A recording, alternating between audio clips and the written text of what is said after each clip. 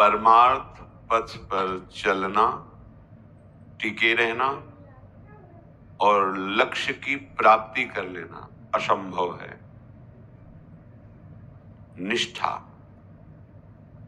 भक्तों में अलग अलग निष्ठाएं देखी जाती हैं। कोई नामनिष्ठ, कोई धामनिष्ठ, कोई गुरुनिष्ठ, ऐसे इष्टनिष्ठ अलग अलग निष्ठाएं पाई गई। जिनकी जैसी निष्ठा होती है, परम तत्व वैसा ही उसको अनुभव में आता है।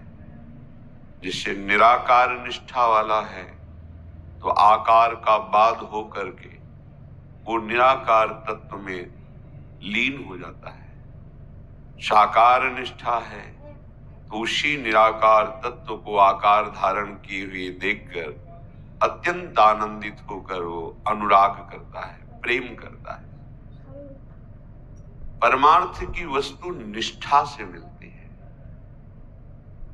ये बहुत दुर्लभ निष्ठा होती है। निष्ठा जब तक नहीं होती तब तक फिसलने के बहुत रास्ते माया प्रकट कर देती है। कई तरह का दोष दर्शन, अनुकूलता, प्रतिकूलता, ये तभी तक रहती जब तक निष्ठा नहीं होती। निष्ठा जागृत हो गई तो निष्ठावान पुरुष का स्वरूप अचल होता है। श्रीपाद धामनिष्ठ महापुरुष है। कैसी अद्भुत निष्ठा का वर्णन करते हैं। ये जब तक देह सुख, इंद्रिय सुख, तब तक निष्ठा पूर्ण जागृत नहीं होती। उसमें मान सम्मान, अनुकूलता, प्रतिकूलता, अपने मन के अनुसार आराध्य देव को चलाने की भावना, जैसा मैं चाहता हूं मेरे प्रभु वैसा ही करते हैं, मुझे बहुत प्यार करते हैं। फिर जहां मन के प्रतिकूल हुआ तो लगता है प्रभु नाराज हैं क्या, या प्रभु हैं भी कि नहीं है। कई तरह के संशयात्मक भाव उदय होकर के मार्ग भ्रष्ट हो जाता है। निष्ठा, जहां दोष दर्शन संशय है ही नहीं, निष्ठा उसे ही कहते हैं अचल निष्ठा। बट विश्वास अचल निज धर्मा, अपने धर्म में निष्ठा अचल, गुरु में निष्ठा अचल, धाम में निष्ठा अचल, भेष निष्ठ अचल। बहुत सी भक्तों में निष्ठाएं पाई गई। यदि हमारी निष्ठा परिपक्व है, बस हो गया काम। फिर कुछ भी हो आप में कमियां, हमारे प्रभु कमी नहीं देखते, सब कमियां क्षमा करके अपना लेते हैं, अपना दिव्य प्रेम प्रदान कर देते हैं। बस निष्ठा चाहिए। जीवन में जो निष्ठा है, इसको बहुत सूक्ष्मता से समझा जाए। आचरण, साधना, इनमें हमसे त्रुटि हो सकती है, लेकिन हमारी निष्ठा में त्रुटि नहीं होगी। चाहे मुझे नरक में रखा जाए, स्वर्ग में रखा जाए, सुखी रखा जाए, दुखी रखा जाए, सम्मानित रखा जाए, अपमानित रखा जाए, विकारी रखा जाए या निर्विकार रखा जाए, आप मेरे हो, मैं आपका हूं, इस पर कभी फर्क नहीं पड़ेगा। जो निष्ठा स्वीकार करे,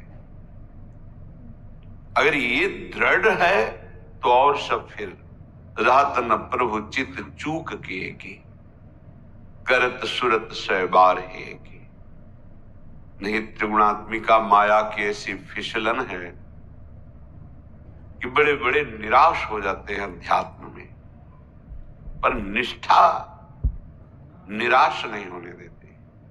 नहीं, है ना गुरुदेव, है ना आराध्य देव, है ना नाम, है ना धाम, बस निष्ठा है तो सब कमियों के सहित वो भगवत प्राप्त हो जाता है। अर्थात निष्ठा फिर कोई कमी रहने ही नहीं देती। पूर्णता निष्ठा से हो जाती है। बहुत पवित्र आचरण है, साधन है, पर निष्ठा नहीं है तो प्रभु रीझते नहीं। ये निष्ठा ही अनुराग रूप धारण करती है। निष्ठावान ही अनुरागी कहे। जो निष्ठा होती, नाम धाम गुरु इष्ट वेश, जो भी निष्ठा। मधुकर शाह भक्तों पर बहुत आदर करते। वेश निष्ठ बहुत से ऐसे महात्मा हुए, महाभागवत केवल वेश मात्र को भगवान का स्वरूप मान। तो कई उपहास करने वाले लोग देखें इनकी क्या वेश निष्ठा है। एक गधे को 12 तिलक लगाए, मोटी मोटी कंठी माला धारण कराई। जब वो अपनी भगवत सेवा से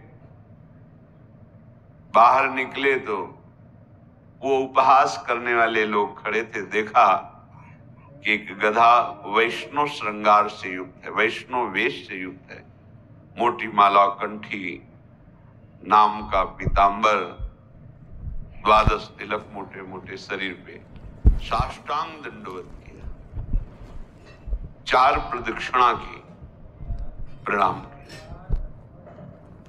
उपहास करने वाले लोगों ने कहा तुमने तो गधे को प्रणाम किया।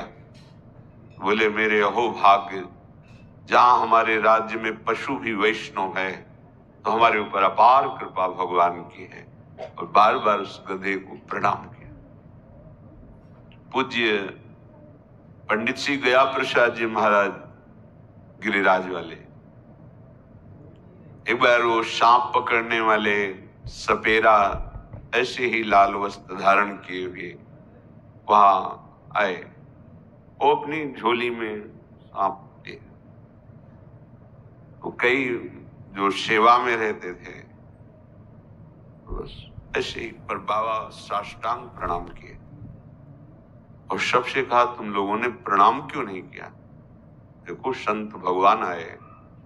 कहा बाबा ये संत नहीं, ये तो सपेरा। अरे तुम्हें संत नहीं दिखाई दे रहे? प्रणाम करो, ये संत हैं, भगवान इस रूप में आए। वेश निष्ठा, श्रीपाद की धाम निष्ठा बहुत जोर की है। निष्ठा इसे ही कहते हैं, जहां समर्पित है वहां किसी भी तरह विचलित नहीं। इस श्लोक को बहुत ध्यान से सुनिए, निष्ठा का श्लोक है। कह रहे हैं व्याला उत्कृत्य खादं त्वत् विकट तमाह काल सर्पादशन्तु रोगाः स्युर्दुश्चिकित्सया ददतु तत् इतः सर्वैवाति दुःखम् अत्युद्विग्नोऽपि धर्मैः सदन विरहितः शीत वर्षातिवातैः क्षुद्रन्वाधास्तु सह्यास्तदपि नहि पदं यामि वृन्दाटवीतः।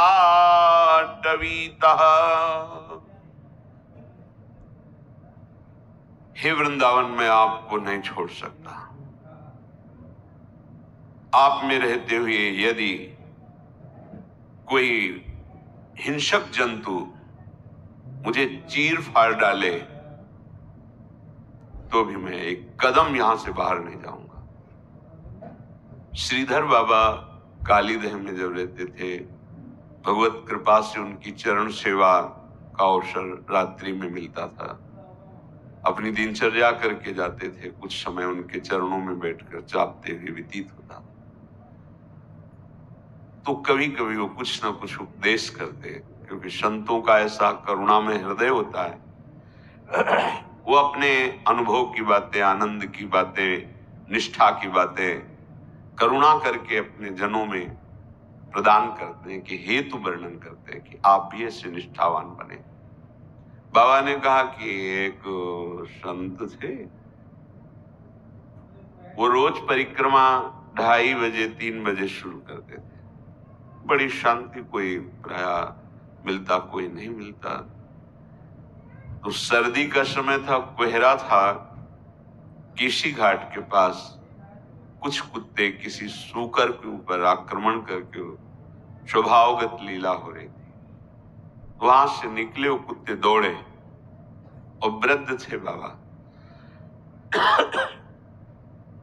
आजीवन अखंड वृंदावन वास, निरंतर भजन परायण, इसलिए हरि तेरी गति लख न परे। टूट पड़े कुत्ते। अब वो तो डंडा केवल दिखाने के लिए, संतों का हृदय ऐसा थोड़ा होता है कि क्रूर कर्मा की तरह डंडे का प्रहार कर। और वह वृद्ध भजनानंदी महात्मा कुत्तों ने गिरा दिया, सैकड़ों जगह उनको काटा, सैकड़ों जगह फाड़ दिया। जब दूसरे परिक्रमा करने वाले निकले तो खून से लथपथ उठाया, उनको लाए उन्हें। अब यहां ऐसी कोई औषधि की विशेष व्यवस्था नहीं थी, तो हरगूलाल सेठ उस समय धनी थे। उनके पास संतों ने प्रार्थना की कि बाबा का शरीर छूट जाएगा अगर कोई औषधि नहीं हुई। उन्होंने मथुरा में जाके डॉक्टर से बात की। बड़े पुण्यात्मा, धर्मात्मा, भगवत सेवी थे, धनी भी थे और स्वयं में संत थे। बहुत सेवा सुनते हैं। आज भी बिहारी जी का भोग उनकी तरफ से जाता है, महारानी लाडली जी का भोग बड़े प्रणाम योग्य है। ऐसे महापुरुष जो अपनी कुल परंपरा को भी लगा गए हैं कि ठाकुर सेवा होती रही। संत सेवा, ठाकुर सेवा उनका स्वभाव था। तो धन की तो महत्ता इसी बात की, शोधन धन्य प्रथम गत। धन्य यदि साधु सेवा, भक्त सेवा और जन सेवा, ठाकुर सेवा, तो ये प्रथम गति है। महान धन्य धन हो गया। वो व्याकुल होकर मथुरा गए और वहां व्यवस्था देखी। आए और बोले बाबा मथुरा चलना पड़ेगा। हम कहा नहीं, हमारी तो निष्ठा है वृंदावन धाम की। अब जीना भी क्या है, प्रभु के लिए ही जीना है, प्रभु के लिए। यह एक बात ध्यान देने योग्य है, सब में भगवत दर्शन करने वाला महापुरुष, निरपराध निरंतर भजन परायण, फिर उस महापुरुष को भगवत आराधना में ही तत्पर है, परिक्रमा जा रहे हैं, सबके अंदर भगवान विराजमान है, फिर कुत्तों से क्यों नचवाया? उनके अंदर भी, कुत्तों के अंदर भी तो भगवान है, वो क्यों नहीं रोक लिया? क्योंकि अंतिम जन्म है।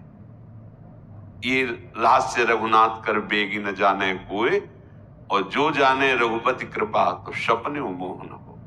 अनंत जन्मों का सब हिसाब किताब खत्म होता है। जिसका अंतिम जन्म होता है, अनंत जन्मों का हिसाब, ये चुटपुट थोड़ा एक शरीर छूटा, खत्म खेल, खेल खत्म होना है अब। इसीलिए बड़े बड़े महापुरुषों पर दृष्टि डाल के देखो कैसी कष्टमय स्थिति में, और किंचन मात्र उनको कष्ट नहीं, बाहर से कष्टमय स्थिति, अंदर ये संकेत होता है कि सह लो चुपचाप, अब जाना है, अपनी प्रियाजू के समीप जाना है।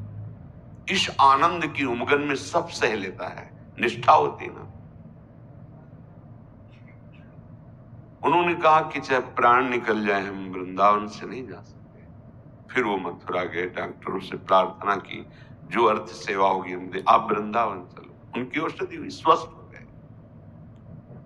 श्रीपाद कह रहे हैं, व्याला उत्कृत्य खादन त्वच विकट तमा काल सर्पाद संतो। चाहे कोई हिंसक जंतु हमें अंगों को खाए, काट ले, तो भी हम धाम नहीं छोड़ सकते। निष्ठा, शरीर निष्ठा सबके पाई जाती है। काल सर्पाद संतु, स्वयं काल सर्प का रूप धारण करके आए, मुझे भय नहीं। मदन टेर में एक रहते थे, गृहस्थ वेश में सेवा करते थे। उनकी जो पत्नी थी, उनके दर्शन में बड़ी दिव्य स्थिति थी। उनकी पत्नी की बड़ी दिव्य स्थिति थी, जैसे वयोवृद्ध 70-75 के बीच की। तो कभी जैसे एकांत है, माता जी आप राधा वल्लभ जी दर्शन करने, यहाँ राधा वल्लभ जी आते हैं और ऐसी ऐसी लीलाएं सुनाती, अविश्वास की तो कोई गुंजाइश ही नहीं थी। और साधना ही थी कि सुबह से बैठ जाती थी, परिक्रमा जो भी करे, सबको प्रणाम, सबको प्रणाम। वेश और उद्देश्य दोनों मिल जाएं तो फिर क्या कहना है। पर उद्देश्य ठीक है। भेष भले कैसा भी हो चलेगा, भेष बढ़िया है, उद्देश्य ठीक नहीं, बात नहीं ठीक है। उनके पति थे वो, उन्होंने ही बताई थी बात। वही काला सर्प डसा और वो पधार गए, पर वो माई आजीवन वही मदन टेर में, चाहे जितना कष्ट पड़े उनको भी भगवत प्राप्ति हुई। क्योंकि जाने का उद्देश्य ये थोड़ी कि सर्प ने काटा तो दुर्गति होगी, अकाल मृत्यु मानी जाएगी। परीक्षित जी को भी तो तक्षक सर्प ने काटा, जीते जी परम पद में आरूढ़ हो गए थे। ये धाम है किसी भी हेतु से। कह रहे हैं कि विकट तमाह काल सर्पादशंतु, मानो कोई सर्प काट ले, हमारा काल का समय आ गया, हम धाम नहीं छोड़ेंगे किसी भय से नहीं। और अगर नहीं काटना ना तो यही हित धाम में छोटी कुटिया में ऐसे ले। अब गर्मी के समय वहां बिजली रखते नहीं थे, काटते थे, ऐसे वो घार पड़े हुए थे, ऐसे ठंडा ठंडा लगा, उठ के देखा ऐसे तो काला सर्प। एक जीवत्व भाव में अचानक भय कोई उपस्थित हो तो भय लगता है, वो विचार वाला भय नहीं है। अचानक जैसे अभी कोई चीख मच जाए, एकदम ऐसे चूहा आ जाए तो एकदम भय, कोई बंदर कीक दे, वो यद्यपि जाली है फिर भी अचानक ऐसे देखा, राधा राधा राधा, चलो अब लोग शंका करके आते, और वो ऐसे चलते दिखाई, पता है कि चले जाएंगे, कोई स्थिर तो है नहीं। सोचा कल से अंदर कुटिया में सोएंगे। अंदर गए तो आसन पे बैठे थे, होगा प्रभु वृंदावन वास कर रहा है, आप निकलो, आराम से चलो। काटना नहीं है ना तो छाती के ऊपर से ऐसे निकल, और ये ऐसे सैकड़ों घटनाएं, वो काट नहीं सकते। अगर काटना है तो जन्मेजय जी ने बड़े बड़े मंत्रविद्ता औषधियां सब लगा रखी थी कि देखते हैं तक्षक कैसे आएगा, आया और काटा और अंतर ध्यान हो गया। विकट तमाह काल सर्पादशंतु, ये देखो निष्ठा है। निष्ठा ये साधारण पुरुषों में नहीं होती, असाधारण पुरुषों में निष्ठा होती है। निष्ठा के आगे कोई क्यों म्यों प्रश्न नहीं चलता। निष्ठा एक बहुत बड़ी निष्ठा होती है, वो मतलब पचेगी नहीं अगर निष्ठा की बात कही जाए। कैसे पचेगी निष्ठा? जैसे हरिवंश महाप्रभु के शिष्य एक थे, नाम हमें स्मरण नहीं आ रहा, रसिक अनन्यमाल में, तो वो साधुनिष्ठ थे। क्योंकि महाप्रभु का उपदेश है श्याम श्यामा पद कमल संग शिरनायो, तो जितने भी महाप्रभु के शरणागत हैं सबके हृदय में भाव आचार्य कृपा से आता है कि जितने भी वैष्णव संत किसी भी संप्रदाय, वो मेरे आराध्य देव के समान है। यही वैष्णव पद्धति भी है, यही आराधना पद्धति भी। अगर जिसके हृदय में संप्रदाय को लेकर किसी भी संत महात्मा के प्रति थोड़ा भी लघु भाव या ऐसा, वो भगवत साक्षात्कार की योग्यता खो देता है।